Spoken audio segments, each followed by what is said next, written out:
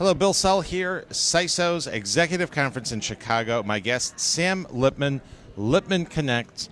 You had a great session this morning, audience acquisition, and really quickly, what are some of the tips that are coming out? It's a different world out there today. How do we really focus audience acquisition correctly?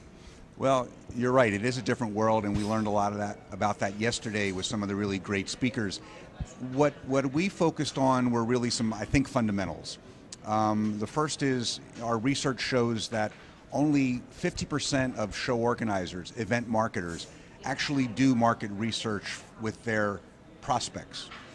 So only 50% of the marketers are asking questions and trying to find out why the non-attendees, why they're not coming. Mm-hmm. So I think that's a real basic. Invest some of your dollars in market research so you understand why people who you want to come to your events are not coming to your events. So really don't just keep throwing more marketing stuff out there, not knowing. Exactly. That's exactly right. The other thing that we found in research is the trends that are really, again, common sense, but maybe not done as much during fatter times when everybody was doing very well, was to personalize and target all of your campaigns.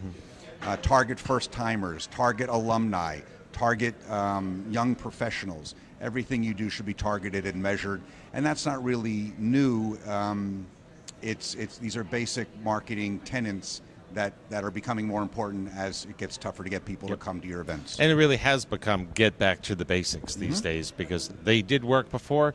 They'll continue to work now. Yeah. And another tip that we that I think actually we talked about the other day was taking a concept of using publishers, using multipliers in what we've always done, and now adding it to LinkedIn group managers. Mm-hmm.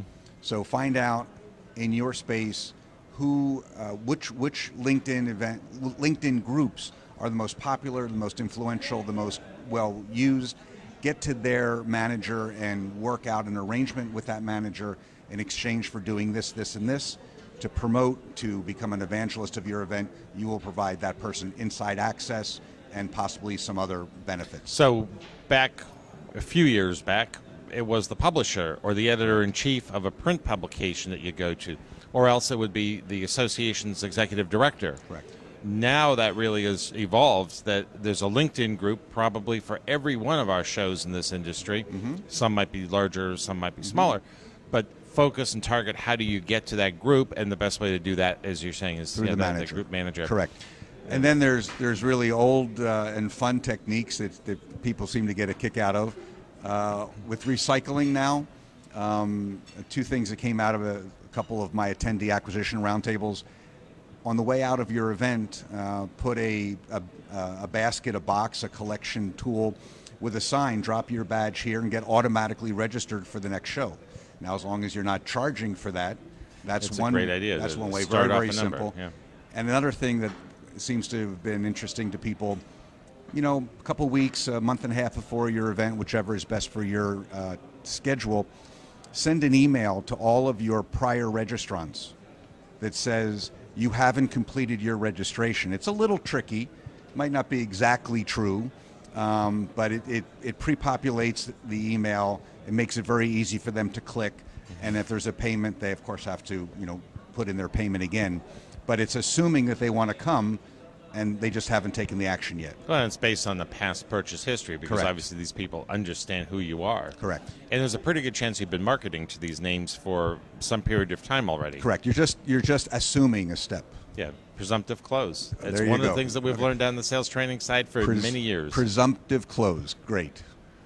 The company, Lippman Connect, really has evolved from one major industry conference that you do to now really focusing on some of the most critical areas, the disciplines in our jobs, the attendee promotion side, the sales and marketing side of things, and then also the large show roundtable to bring together. And you're really taking on a new role in this industry as really the connector, hence the name in the company. Thank you. Of these different industry professionals. And talk about some of your events here and your brands. Thank you. After being in the business, running some very large association brands, Consumer Electronics Show, Graph Expo, National Computer Conference, I went out on my own as a consultant and was fortunate enough to be tapped on the shoulder by Mike Howell, a colleague of yours and mine. And we created the Large Show Roundtable, which was for show organizers with at least 125,000 net square feet. And then we created the Exhibition and Convention Executives Forum, ECEF. And then, as you mentioned, just in the last couple of years, I felt and did some research that there was a need for what I call subject-specific roundtables. Okay. So Attendee Acquisition Roundtable was created in 2011. It was so well subscribed, I did 3 of them. It's limited to 20 event marketers and 5 subject matter experts that are my sponsors. And this year I launched the Exhibit Sales Roundtable, again limited to 18 or so exhibit and sponsorship sales professionals and 4 or 5 sponsors, which are really subject matter experts in that area. So topics that come up here, obviously the recession has hit everybody in this marketplace. The association shows for-profit organizers in many, many different ways, but we're dealing with customers who have less money, are doing everything much later in the cycle, whether it's an attendee signing up or an exhibitor signing up. Is there hope for this industry? What are you hearing out there? Oh, I would say there's more than hope. You could argue that this industry is incredibly strong, resilient, tough. We've been through 10, 15, 12 years of 9/11, SARS, recession, and people still get on airplanes, people still ship their freight, people still, stand on their feet for hours on concrete floors. They're doing it for a reason. Absolutely. They're doing it because they get an incredible return on their investment. They're doing it because there's nothing that moves the needle like face-to-face. I'd say that our industry is integral to most of what humans need to do, whether it's commerce, whether it's education, whether it's networking. It's a very important part of what we do. Well, the Messe Frankfurt presentation that's ongoing this morning, they talked about being an 800-year-old business already. And it's one of the things that face-to-face, it goes back to medieval marketplaces. It will continue. We just have to evolve how we go about doing things. Continue to add additional value and additional benefits. Continue to make it easier for people to accomplish what they want to accomplish, and will always be part of the mix. Okay.